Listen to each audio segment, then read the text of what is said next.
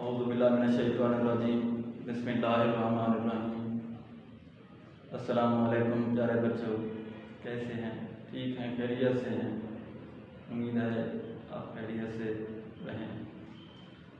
تو عزیز طلبہ، آج کی آن لائن کلاسز میں دوم جماعت کا اردو کا ویڈیو لیکچر نمبر 5 سبق مجھے میرے دوستوں سے بچاؤ سے متعلق ہی ہے، جس کے متعلق ہم آج سبق کو پڑھیں گے۔ اس سبق کو ریڈ کرنے سے پہلے اس کے مصنف سجاد حیدر یلدرم کا مختصر سا جہاں تعارف دیا گیا ہے تو اس تعارف کو ہم پڑھ لیتے ہیں۔ امید ہے آپ پوری توجہ کے ساتھ اس کو سنیں گے۔ عزیز طلبہ، سجاد حیدر یلدرم 1880 میں پیدا ہوئے اور 1943 میں وفات پائے۔ سجاد حیدر یلدرم کے جد امجد وسط ایشیا سے ہندوستان آئے۔ جد امجد سے مراد دادا پردادا۔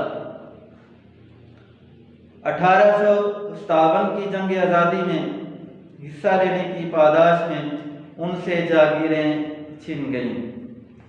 پاداش بدلہ کو کہتے ہیں سزا کو یا نتیجے میں، تو وہ ملازمت کی طرف آ گئے۔ یلدرم یو پی کے ضلع بجنور میں پیدا ہوئے۔ یو پی بھارت کا صوبہ اتر پردیش ہے۔ ان کا بچپن بنارس میں گزرا اور ابتدائی تعلیم یہیں حاصل کی۔ علی گڑھ سے BA کیا۔ اس کے ساتھ ہی ذاتی شوق سے ترکی زبان سیکھی اور بغداد کے برطانوی قونصل خانے میں ترجمان کے طور پر کام کرنے لگے۔ کچھ عرصہ قسطنطنیہ میں بھی رہے۔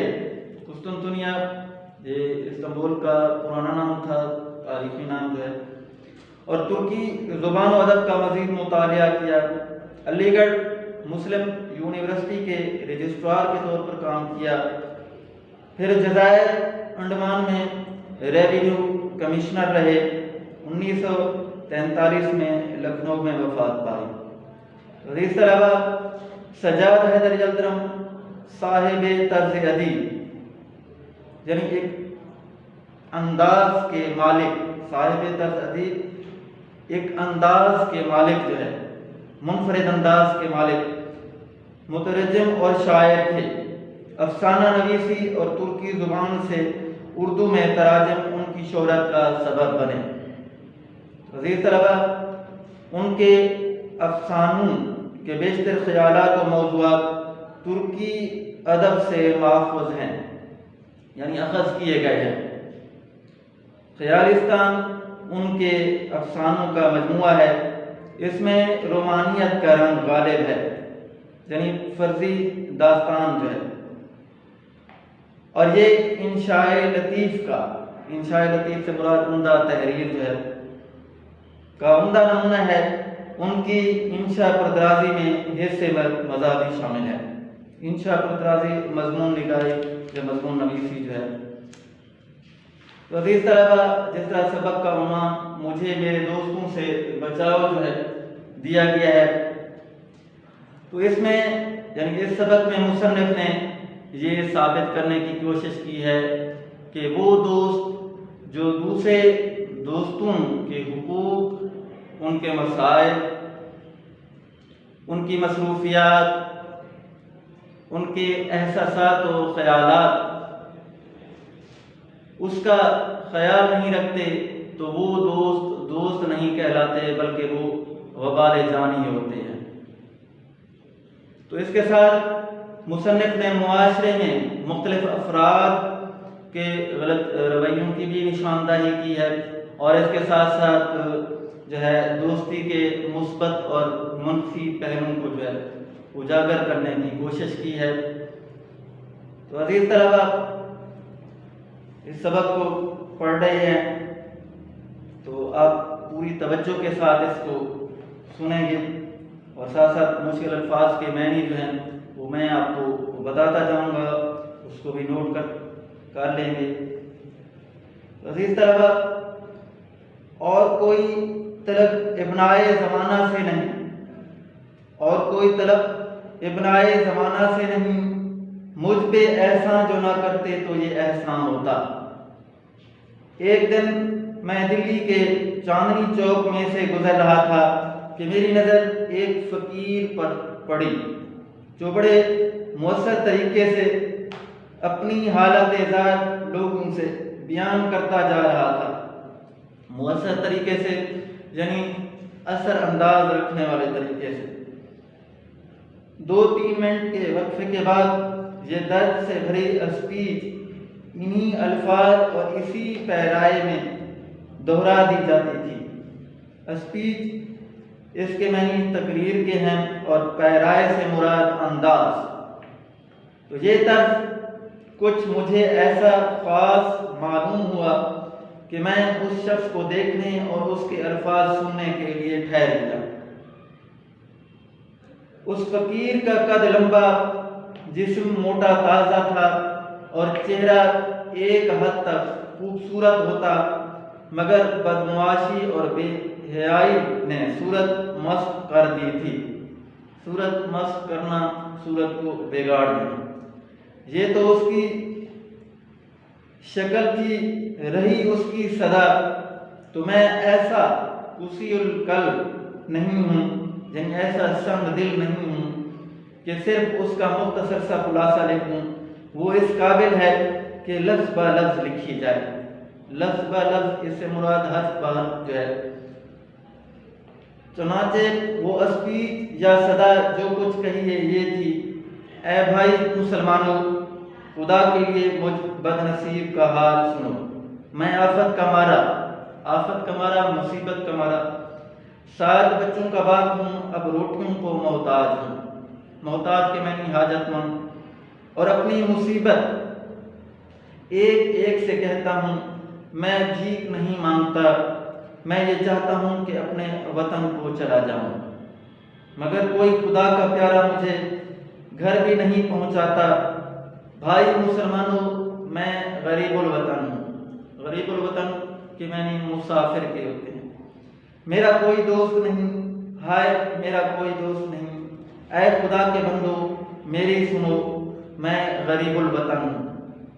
یعنی یہ اسپیچ اس کی جاری تھی۔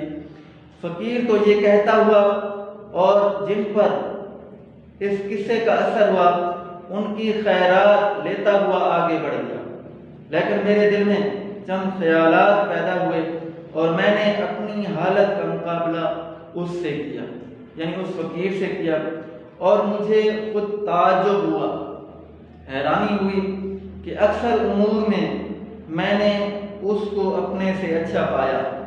یہ صحیح ہے کہ میں کام کرتا ہوں اور وہ مفت خوری سے دن گزارتا ہے۔ عزیز طلبہ، نیچے کہ میں نے تعلیم پائی ہے، وہ جاہل ہے۔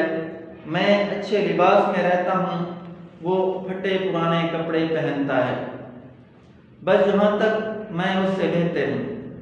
پیارے بچوں، آگے بڑھ کر اس کی حالت مجھ سے بدرجہ اچھی ہے، حد درجہ یا بہت درجے اچھی ہے۔ اس کی صحت پر مجھے رشک کرنا چاہیے، حیرت کرنی چاہیے۔ رشک کے معنی جو ہے کسی کی جو ہے خوبی یا بڑائی کو دیکھ کر جو ہے اس جیسا بننے کی کوشش کرنا۔ میں رات دن فکر میں گزارتا ہوں اور وہ ایسے اطمینان سے بسر کرتا ہے کہ باوجود بسورنے اور رونے کی صورت بنانے کے، بسورنے سے مراد رونے والی شکل بنا کے، اس کے چہرے سے بشاشت نمایاں تھی۔ بشاشت کے معنی خوشی کے ہیں۔ بڑی دیر تک غور کرتا رہا کہ اس کی یہ قابل رشک حالت کس وجہ سے ہے، اور آخرکار میں اس بظاہر عجیب نتیجے پر پہنچا کہ جسے وہ مصیبت خیال کرتا ہے وہی اس کے حق میں نعمت ہے۔ وہ حسرت سے کہتا ہے میرا کوئی دوست نہیں، میں حسرت سے کہتا ہوں میرے اتنے دوست ہیں، اس کا کوئی دوست نہیں۔ اگر یہ سچ ہے تو اسے مبارکباد دینی چاہیے۔ عزیز طلبہ، میں اپنے دل میں یہ باتیں کرتا ہوا مقام پر آیا، کیسا خوش قسمت آدمی ہے کہتا ہے میرا کوئی دوست نہیں۔ اے خوش نصیب شخص، یہیں تو مجھ سے بڑھ گیا، لیکن کیا اس کا یہ قول صحیح بھی ہے؟ تو جہاں تک آج کا جو ہمارا ٹاپک سبق مجھے میرے دوستوں سے بچاؤ پڑا ہے، تو عزیز طلبہ اس کے مشکل الفاظ کے میں ساتھ ساتھ بتاتا بھی گیا، اس کے تحریر بھی کر دیتا ہوں، ٹھیک ہے؟ تو آپ اس کو نوٹ کر لیں گے اور اس کو تیار کریں گے۔ تو سب سے پہلے یہاں مؤثر طریقے، اس کے معنی کے اثر کرنے والے انداز،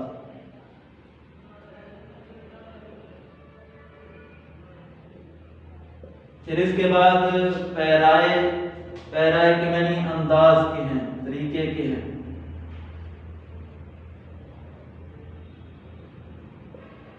پھر اس کے بعد مسخ کر دی، وہاں لفظ دیا ہوا ہے صورت مسخ کر دی، صورت بگاڑ دی، مسخ کر دینا کے معنی بگاڑ دینا۔ پھر اس کے بعد قصی القلب لفظ دیا ہوا ہے، اس کے معنی سنگ دل کے ہیں،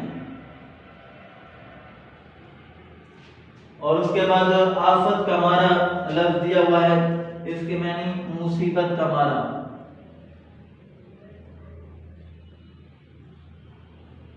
پھر اس کے بعد محتاج، اس کے معنی حاجت مند کے ہیں۔ پھر اس کے بعد اگلا لفظ جو ہے تعجب ہے، اس کے معنی حیرانی کے،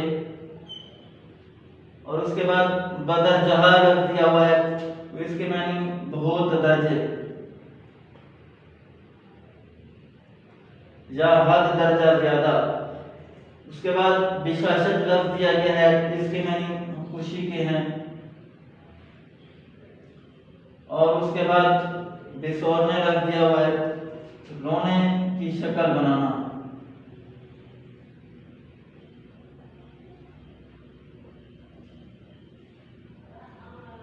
یا رونے والی صورت جو ہے۔ اس کے بعد غریب الوطن لفظ دیا ہوا ہے، اس کے معنی مسافر کے ہیں، غریب الوطن جو ہے۔